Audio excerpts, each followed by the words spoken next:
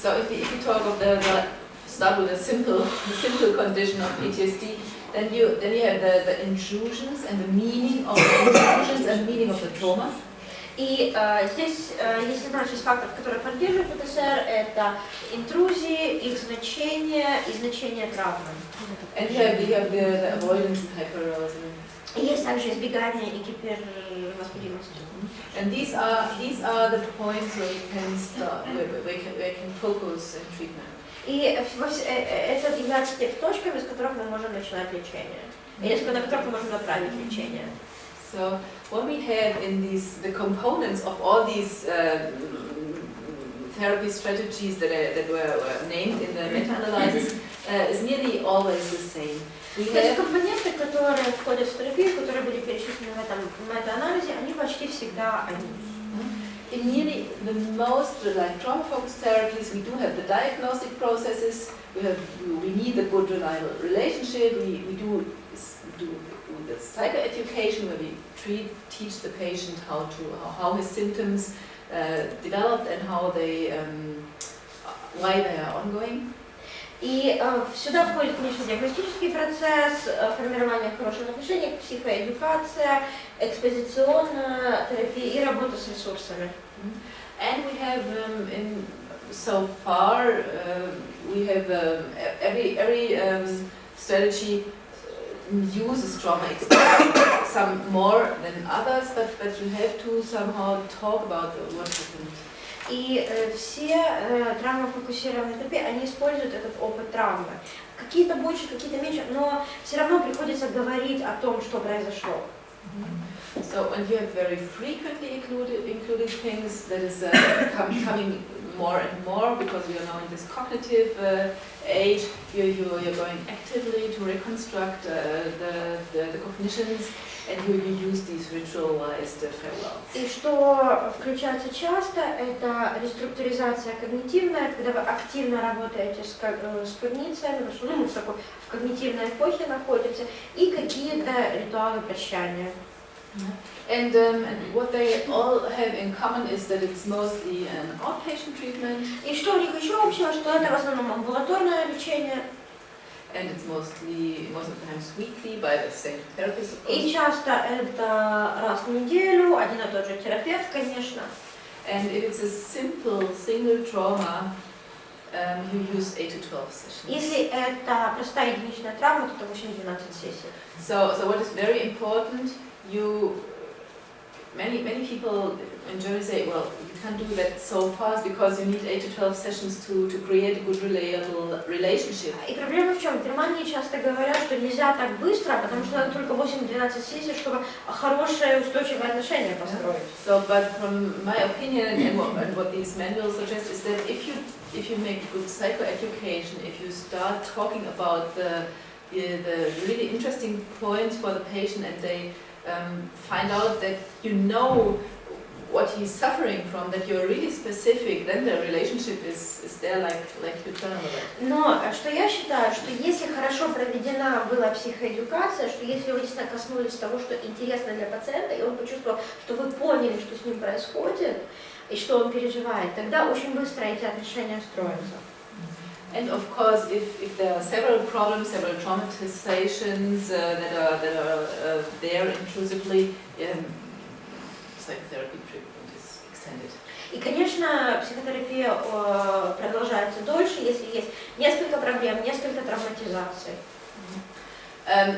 If you're really in this part of trauma-focused psychotherapy, which is in the middle part, the main part, then I would suggest if this is. И если вы находитесь действительно на среднем этапе, на действительно травмофокусированном этапе терапии, то я предлагаю сессии длительностью 90 минут. Because otherwise it's very stressful for you to do this therapy knowing that the next patient is in front of your door. Потому что это для вас большой стресс проводить эту терапию, если вы знаете, что у вас уже за дверью следующий пациент.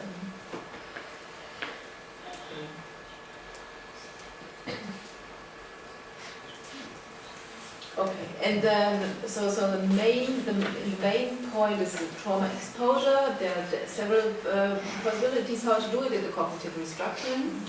И здесь две вещи, это экспозиционная терапия и когнитивное реструктурирование. And you have several aims why you do this, and several manuals emphasize trauma exposure, and the others emphasize the value of cognitive. И у вас есть несколько разных целей, когда вы занимаетесь и тем, и другим, и есть разное руководство. Кто-то больше подчеркивает экспозиционную терапию, кто-то больше на когнитивном реструктурировании. And you have these additional techniques. И вот есть дополнительные техники. So if you see to repeat it, if you plan your sessions, you use like 45 to 60 minutes in the phase of diagnostics, starting the therapy, and if you come to the middle point and it's possible to plan for you, and you especially in the start, in the beginning of your own you're starting with psychotrauma focused therapy, it would be wise to extend it to 90 minutes, and then if you finish the therapy you can also shorten. И вначале, если вы начинаете диагностику или строите доверительные отношения, то здесь могут быть сессии 45-60 минут. В средней части, если вы действительно начинаете когнитивное реструктурирование, здесь, если можно так запланировать и сделать, 90 минут, потом в конце, если идут профилактические и какое-то обучение справлянию с симптомами, то это снова можно вернуться на более короткие. This is a proposed model how you can organize, for example, 15 sessions. Yeah. Start with 3 or 4 shorter sessions, then the middle block with the longer sessions, and at the end the shorter. И это потенциальная модель, как можно там, например, 15 сессий организовать. Вначале 3-4 более коротких, потом средний блок более длительных сессий и опять более короткие. So, what is how about just to may I ask you how is your plan? How many time for Julia? Lunch is here. Lunch is here. So, Let me just are you hungry? I think Вы голодные? half an hour or 20 Еще minutes? полчаса или еще 20 минут работы? Half an hour. We could do.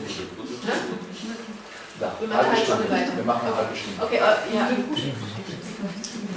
It's okay? 30 minutes? Yeah, or is that perhaps we might need 15 minutes, because then Okay. we can start with a new chapter. 15 to 20 minutes. И 15-20 минут заканчиваем, и тогда с новой раздела сможем начать. Okay, what is really very important, if you offer PTSD treatment, only offer it to PTSD patients. И что очень-очень-очень важно, если занимаетесь лечением ПТСР, только предлагайте его тем, у кого ПТСР есть. Yeah, because if you do PTSD treatment with people who did not experience the traumatic experiences or who are unsure if it happened, then you will create much suffering. Потому что если будете лечением ПТСР заниматься у людей, которые не уверены, что было какое-то травматическое событие или его не было, то вы просто создадите им большое страдание. Okay. Also, it is named as contraindications, but I would be not. That is something to discuss with your colleagues. You have, of course, people who have all these situations at home, who have abusive relationships or acute suicidality, because it's connected so intensively with PTSD. И здесь, я не уверена, это можно будет между коллегами обсудить. И у вас же будут люди, у которых все это будет в семье дома случаться. Насильнические отношения, продолжение травматических ситуаций, острая суицидальность или острая депрессия. So this is, I wouldn't say this is per se contraindications, but it's of course it's a barrier and it complicates Я бы не treatment. сказала, что это противопоказание персе, но это усложняет лечение. Yeah, and perhaps in these cases you need to do something before you offer the trauma-focused therapy. И здесь, может быть, что-то надо будет сделать перед тем, как вы перейдете к травмафокусированной психотерапии. Which, on the other hand, does not mean that this is true for anybody. Но это не значит, что это для всех так. Yeah. Very, very often we do have, of course, we do have the ongoing abuse of drugs. И часто у нас может быть продолжающее использование наркотических веществ. And in early time you said you have to stop the drug abuse in order to be prepared for trauma treatment.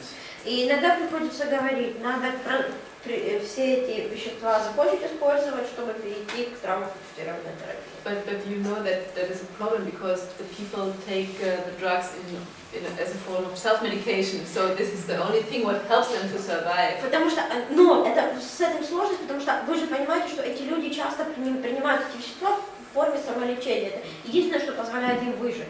So if I force them to reduce or stop the alcohol, it's very dangerous because they are getting suicidal very fast. И если я их заставлю уменьшить потребление алкоголя или отказаться от его потребления, то это очень опасно, потому что у них появляются суицидальные мысли. So what I do is I discuss this as a problem. For example, with the alcohol, with the drug people, I discuss this as a problem and ask them what should we do because otherwise. No, I can't offer anything. Я, например, обсуждаю там с кем кто злоупотребляет алкоголем, я это обсуждаю, как что это есть проблема, и спрашиваю, ну а что делать? И говорю, что я тебе мало что смогу предложить. So most of the time they say, let's do it anyway. И в большинстве случаев они говорят, ну давайте все равно попробуем. Yeah, but we are making a sort of contract that they don't take the substance in the 4 hours before treatment and the next 4 hours after treatment. Ну и мы заключаем контракт, что они не принимают вещества за 4 часа до лечения и 4 часа после лечения, например. Yeah, so that is, of course, that's not an optimal treatment because it's not optimal because they are calmed down and I cannot activate the brain as much as I could do it without. И, конечно, это не оптимальный ход лечения, потому что я не могу активировать их мозг так, как бы мне хотелось. But we can do anything. So at least it's a non-optimal treatment, but it helps. And then after some sessions, they might start to reduce the medication. Но я могу для них что-то сделать, я могу им помочь, и, может быть, после некоторых сессий они сами начинают уходить от злоупотребления. Yes, so these are the people who are excluded from the studies because they are not giving that fast good effects. Но это просто те пациенты, которых не брали в исследования, потому что они не дают такого легкого и быстрого результата. But these are the people who we see in reality. Но в реальности это те люди, с которыми мы сталкиваемся. The same what we have very often is that people are diagnosed with psychotic disorders. I don't know if it's the same here. Но часто мы же сталкиваемся с тем, что этим людям ставят психотические расстройства. Я не знаю, так ли это здесь. So that they said that they hear acoustic or visual hallucinations and они говорят, что у них слуховые или визуальные галлюцинации, или зрительные галлюцинации. And very, very often it comes out that this is dissociation. Но часто потом выходит, что это диссоциация. So for me, of course, it's unclear if there has been some psychotic situation before. I cannot prove that, but if I have the feeling it's some sort of mixture or it's solely dissociative, then I try to start somehow. И, часто я могу сталкиваться с тем, что, может быть, в прошлом какая-то психотическая ситуация была, я не могу доказать, было, не было. Может быть, я иногда могу чувствовать, что это какая-то смесь диссоциативного и психотического. Но если я чувствую, что в основном там диссоциация идет, я что-то такое начинаю пытаться делать. So I try to